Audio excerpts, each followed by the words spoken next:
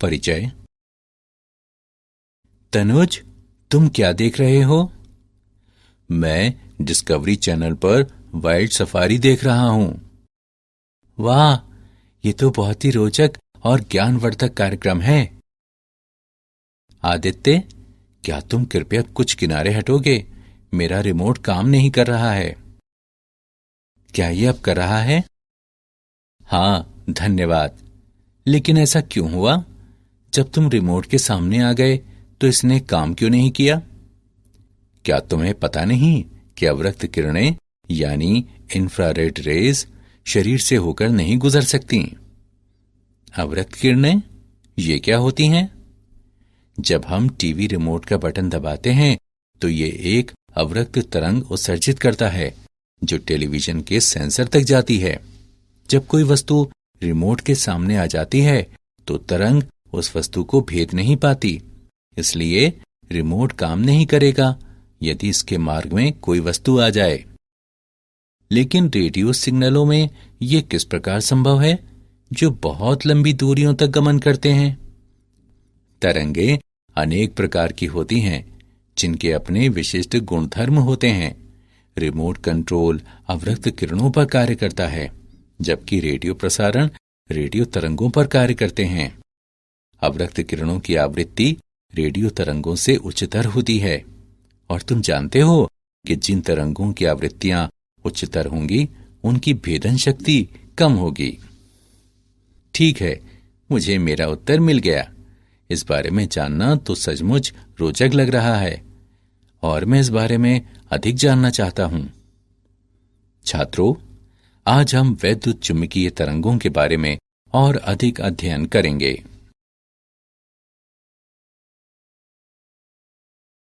उद्देश्य। इस पाठ के अंत में आप निम्न करने में सक्षम हो जाएंगे: विस्थापन धारा को परिभाषित करना, मैक्सवेल के समीकरण को जानना, वैद्युत चुंबकीय तरंगों को परिभाषित करना, हर्ट्ज के प्रयोगों का वर्णन करना, वैद्युत चुंबकीय तरंगों की प्रकृति का वर्णन करना और वैद्युत चुंबकीय स्पेक्ट्रम का विश्लेषण करना।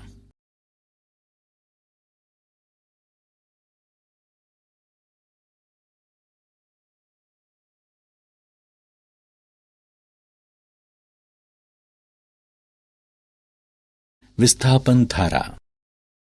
समय के साथ विद्युत फ्लक्स के परिवर्तन के कारण विद्युत परिपथ के कुछ भाग के माध्यम से प्रवाहित होने वाली धारा विस्थापन धारा कहलाती है।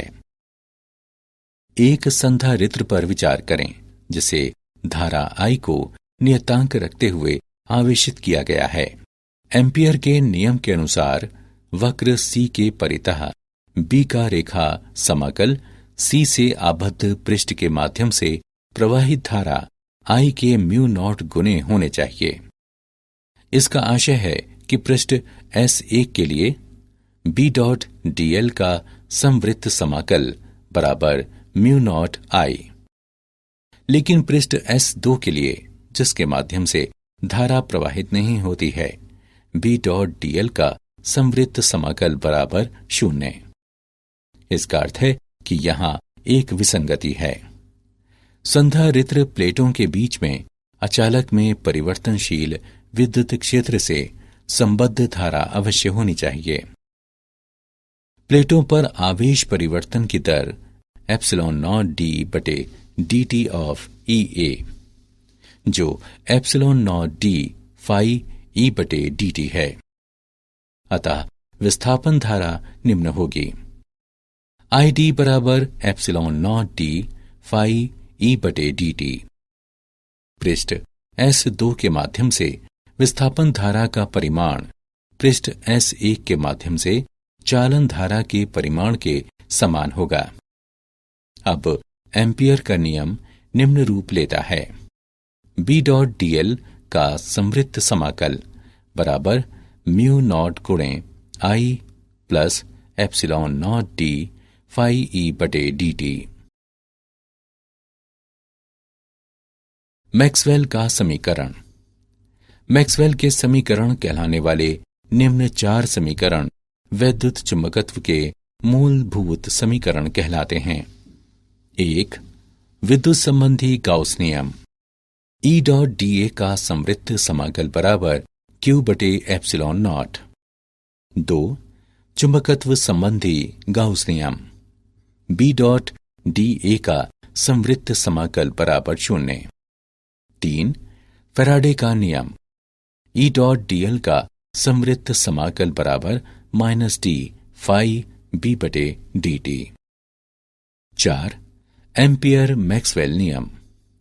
B डॉट dl का संवृत्त समाकल बराबर mu nought IC plus mu nought epsilon nought d phi E बटे dt।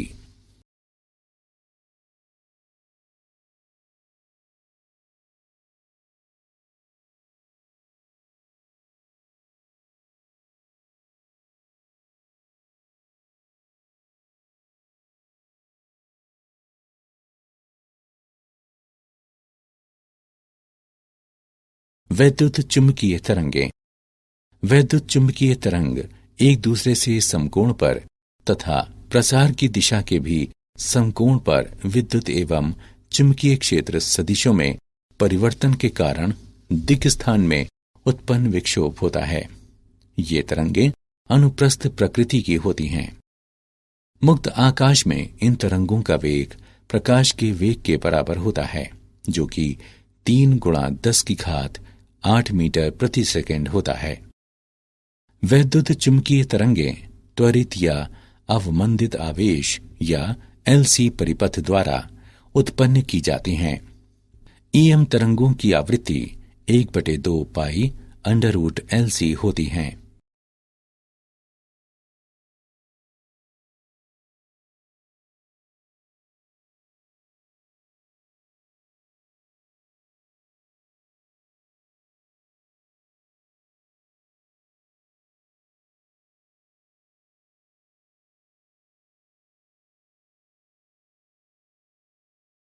उदाहरण। आइए वैद्युत चुंबकीय तरंगों का एक उदाहरण देखें। एक समतल वैद्युत चुंबकीय तरंग में विद्युत क्षेत्र 2 गुणे 10 की घात 10 हर्ट्ज की आवृत्ति तथा 48 वोल्ट प्रति मीटर के आयाम से ज्यावक्रीय दोलन करता है। क. तरंग का तरंग दैर्ध्य कितना है? ख. दोलायमान चुंबकीय क्षेत्र का आयाम कितना है? ग. चुंबकीय क्षेत्र के औसत ऊर्जा घनत्व के समतुल्य विद्युत क्षेत्र का औसत ऊर्जा घनत्व दिखाएं। आइए इसका हल देखें। दिए गए मान निम्न हैं। न्यू बराबर 2 गुणा 10 की घात 10 हर्ट्ज। E नॉट बराबर 48 वोल्ट प्रति मीटर। क. हम जानते हैं कि लैम्डा बराबर C बटे न्यू। मानों को प्रतिस्थापित करने तथा गणना करने पर हम तरंग का तरंग दैर्ध्य 1.5 गुणा 10 की घात -2 मीटर प्राप्त करते हैं। ख. हम जानते हैं कि B नॉट बराबर E नॉट बटे C। मानों को प्रतिस्थापित करने तथा गणना करने पर हम चुंबकीय क्षेत्र का आयाम 1.6 गुणे 10 की घात -7 टेस्ला प्राप्त करते हैं। ग. विद्युत क्षेत्र का ऊर्जा घनत्व 1/ε0 E वर्ग है। चुंबकीय क्षेत्र का ऊर्जा घनत्व 1/2 म्यू नॉट B वर्ग है। हम जानते हैं कि E बराबर CB तथा C बराबर 1/√म्यू नॉट एप्सिलॉन नॉट। उपरोक्त दोनों समीकरणों को हल करने पर हम विद्युत क्षेत्र का औसत ऊर्जा घनत्व चुंबकीय क्षेत्र के औसत ऊर्जा घनत्व के समतुल्य प्राप्त करते हैं।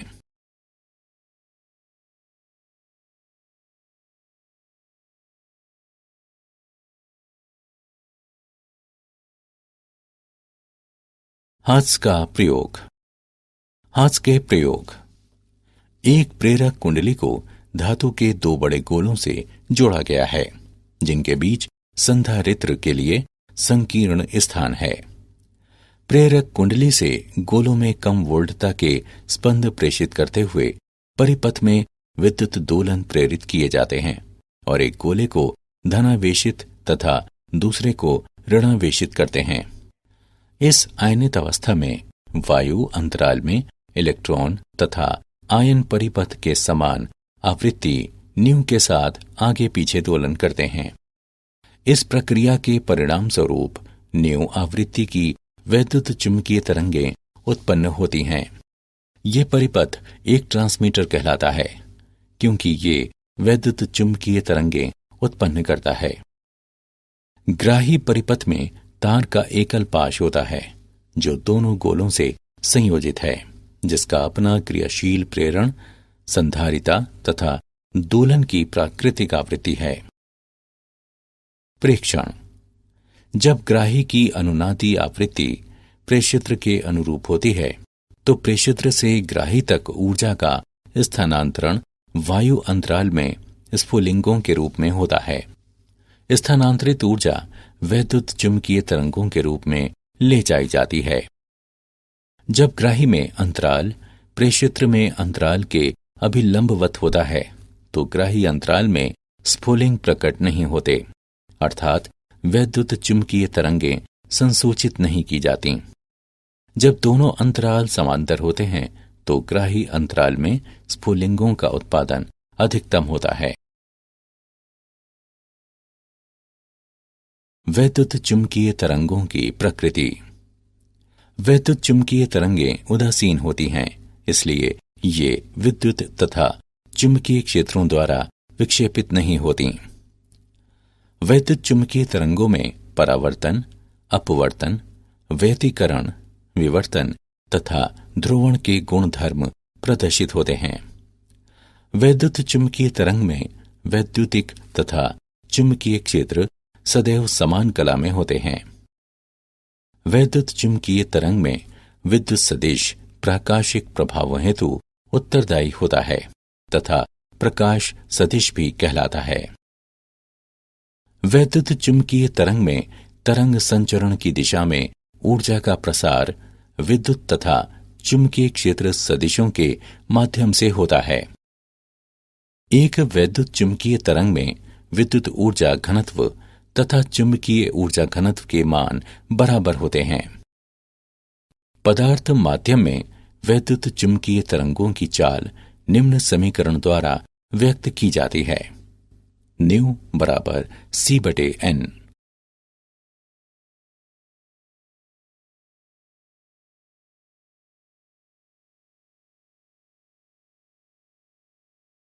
वैद्युत चुंबकीय स्पेक्ट्रम: वैद्युत चुंबकीय तरंगों का वर्गीकरण वैद्युत चुंबकीय स्पेक्ट्रम की आवृत्ति के अनुसार किया जाता है। एक प्रकार की तरंग तथा दूसरे प्रकार की तरंग के बीच कोई स्पष्ट विभाजन रेखा नहीं होती। वर्गीकरण मोटे तौर पर इस पर आधारित होता है कि तरंगें किस प्रकार उत्पन्न या संसूचित की जाती हैं। आइए घटते तरंग दैर्ध्य के क्रम में इन विभिन्न प्रकार की वैद्युत चुंबकीय तरंगों का वर्णन करें।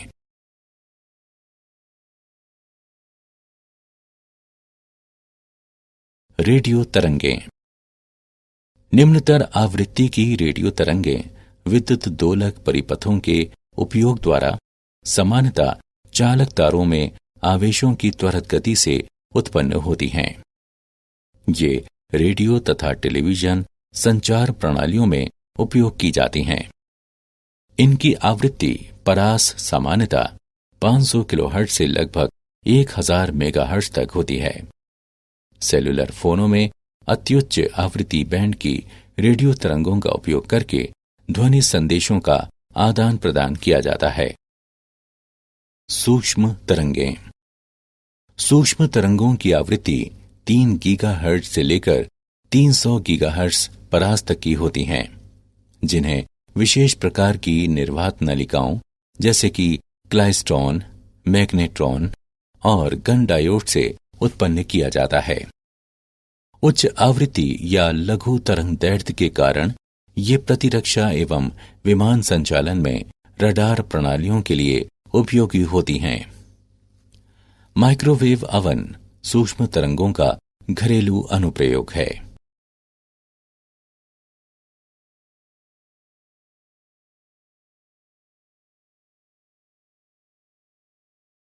अवरक्त तरंगें, इनका तरंग दैर्ध्य 10 की घात -3 मीटर से लेकर 7.8 गुणे 10 की घात -7 मीटर तक होता है। ये तरंगें अणुओं तथा गर्म पिंडों से उत्पन्न होती हैं और कई बार ऊष्मा तरंगें भी कहलाती हैं। उद्योगों, औषधियों, खगोल विज्ञान आदि में इनके अनेक अनुप्रयोग हैं। अवरक्त विकिरण हरित गृह प्रभाव में भी एक महत्वपूर्ण भूमिका निभाता है। अवरक्त संसूचकों का उपयोग भू उपग्रहों में सैन्य प्रयोजनों से तथा फसलों की वृद्धि का प्रेक्षण करने के लिए किया जाता है। घरों में रिमोट स्विचों में अवरक्त तरंगों का व्यापक उपयोग किया जाता है।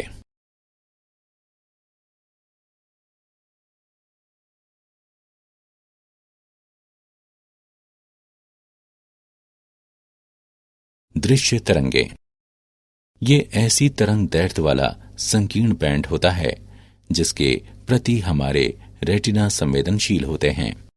इसकी परास लगभग 4 गुणे 10 की घात 14 हर्ट्ज से लगभग 7 गुणे 10 की घात 14 हर्ट्ज तक होती है। परमाणुओं और अणुओं के घटकों, विशेष रूप से इलेक्ट्रॉनों की गतियों में आंतरिक समायोजन के परिणाम स्वरूप उनके द्वारा प्रकाश उत्पन्न किया जाता है। प्रकाश द्वारा नेत्र पर उत्पन्न होने वाले विभिन्न संवेद रंग कहलाते हैं, जो वैद्युत चुंबकीय तरंगों की आवृत्ति या तरंग दैर्ध्य पर निर्भर होते हैं। विभिन्न जंतु विभिन्न परास के तरंग दैर्ध्य के प्रति संवेदी होते हैं। पराबैंगनी किरणें, इसमें 400 नैनोमीटर से लेकर लगभग 0.6 नैनोमीटर तक की तरंगें आती हैं। ये तरंगें परमाणुओं एवं अणुओं द्वारा वैद्युतिक विसर्जनों में उत्पन्न की जाती हैं। सूर्य पराबैंगनी विकिरण का एक अत्यंत शक्तिशाली स्रोत है और धूप ताम्रता के लिए यही कारक मुख्यतः उत्तरदायी है, लेकिन इसका अधिकांश भाग ओजोन परत द्वारा अवशोषित कर लिया जाता है। बड़ी मात्राओं में पराबैंगनी प्रकाश मानवों पर नुकसानदेह प्रभाव डालता है। वेल्डिंग आर्क द्वारा बड़ी मात्रा में पराबैंगनी विकिरण उत्पन्न होता है, जिससे अपनी आंखों को सुरक्षित रखने के लिए वेल्डर विशेष कांच के बने चश्मे पहनते हैं। यूवी किरणों का उपयोग नेत्र सर्जरी में किया जाता है तथा यूवी लैंप जल शोधकों में कीटाणुओं को मारने के लिए उपयोग किए जाते हैं। एक्स किरणें, एक्स किरणों का तरंग दैर्ध्य लगभग 10 नैनोमीटर से लेकर 10 की घात -4 नैनोमीटर तक होता है। एक्स किरणें किसी धात्विक लक्ष्य पर उच्च ऊर्जा वाले इलेक्ट्रॉनों की बौछार कराते हुए उत्पन्न की जा सकती हैं। एक्स किरणें जिन पदार्थों से गुजरती हैं उन्हें वियोजित या आयनित करते हुए उसके परमाणुओं और अणुओं को प्रभावित करती हैं। एक्स किरणें चिकित्सीय अनुप्रयोगों जैसे कि चिकित्सा में नैदानिक उपकरणों तथा कुछ प्रकार के कैंसरों के उपचार में उपयोग की जाती हैं। गामा किरणें, ये वैद्युत चुंबकीय तरंगें नाभिकीय अभिक्रियाओं से उत्पन्न होती हैं। गामा किरणें वैद्युत चुंबकीय स्पेक्ट्रम की ऊपरी आवृत्ति परास में आती हैं और इनका तरंग दैर्ध्य लगभग 10 की घात -10 मीटर से लेकर 10 की घात -14 मीटर तक होता है। गामा किरणें अनेक रेडियोधर्मी पदार्थों द्वारा उत्पन्न की जाती हैं और नाभिकीय रिएक्टरों में बड़ी मात्राओं में उपस्थित रहती हैं। ये विकिरण रेडियोधर्मी नाभिकों द्वारा भी उत्सर्जित किए जाते हैं। चिकित्सा में कैंसर कोशिकाओं को नष्ट करने के लिए इनका उपयोग किया जाता है।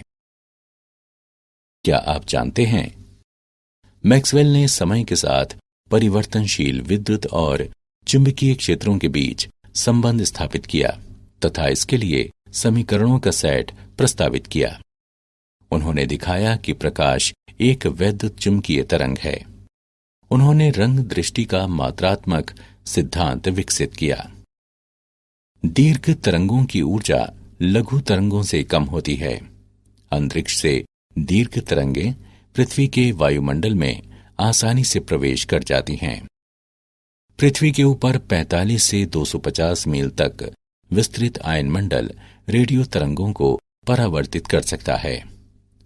व्यतिकरण प्राप्त रेडियो संकेतों की गुणवत्ता को प्रभावित करके ध्वनि को विकृत कर सकता है या टेलीविजन चित्र को छायाओं में बदल सकता है। सारांश। आइए हमने जो कुछ सीखा है उसे संक्षेप में दोहराएं। समय के साथ विद्युत फ्लक्स के परिवर्तन के कारण विद्युत परिपथ के कुछ भाग के माध्यम से प्रवाहित होने वाली धारा विस्थापन धारा कहलाती है। वैद्युत चुंबकीय तरंग एक दूसरे से समकोण पर तथा प्रसार की दिशा के भी समकोण पर विद्युत एवं चुंबकीय क्षेत्र सदिशों में परिवर्तन के कारण दिक्स्थान में उत्पन्न विक्षोभ होता है। वैद्युत चुंबकीय तरंगों में परावर्तन, अपवर्तन, व्यतिकरण, विवर्तन तथा ध्रुवण के गुणधर्म प्रदर्शित होते हैं। वैद्युत चुंबकीय तरंग में विद्युत ऊर्जा घनत्व तथा चुंबकीय ऊर्जा घनत्व के मान बराबर होते हैं।